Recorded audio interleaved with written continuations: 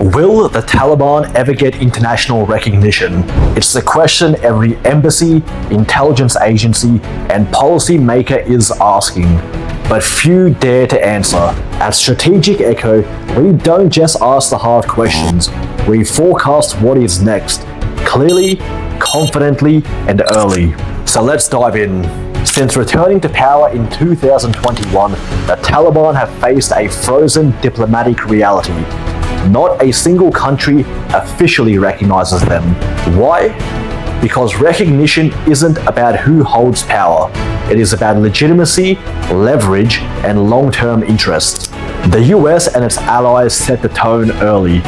No recognition without human rights progress and inclusive governance. But the Taliban didn't bend. They doubled down. And so we've reached a stalemate.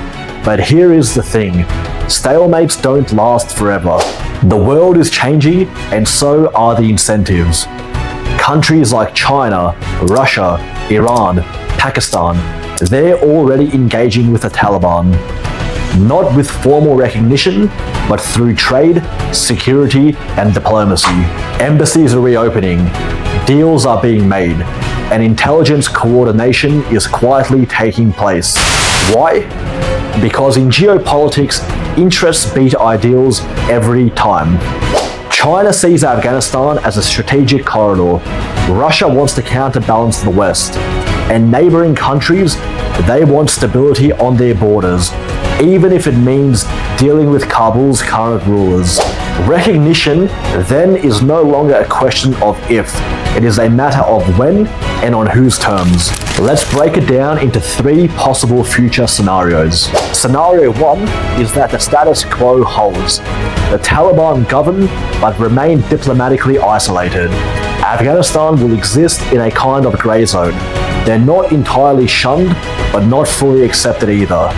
As a result, the black market grows, aid weakens, and regional diplomacy will pick up the slack. Scenario 2 is a gradual normalization.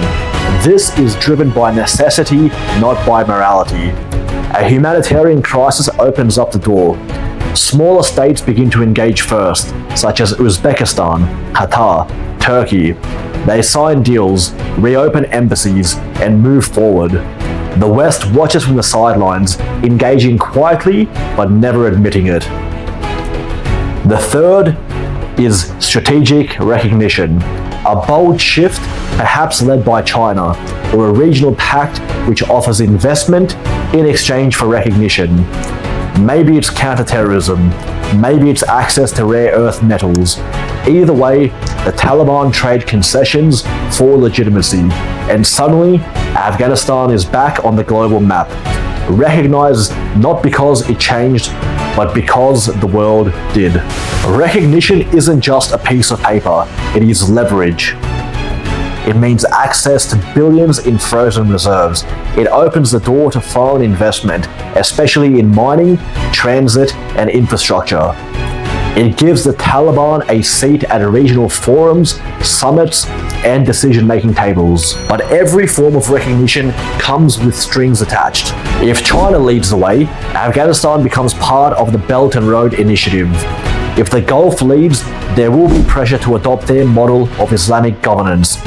And if the West re-engages, it will come with conditions, benchmarks, and red lines. In every scenario, recognition won't be a gift. It will be a negotiation. And the side that moves first, they will define the terms. So will the Taliban ever get recognition? Yes, eventually. Not because the world supports them, but because the world adapts. Strategic Echo exists to say what others won't. That the recognition of the Taliban will not be a moment, it will be a process. Quiet, strategic, inevitable. At Strategic Echo, we forecast what is coming, not just what's already happened. Subscribe for more sharp, forward-looking insight on Afghanistan and beyond. See you in the next one.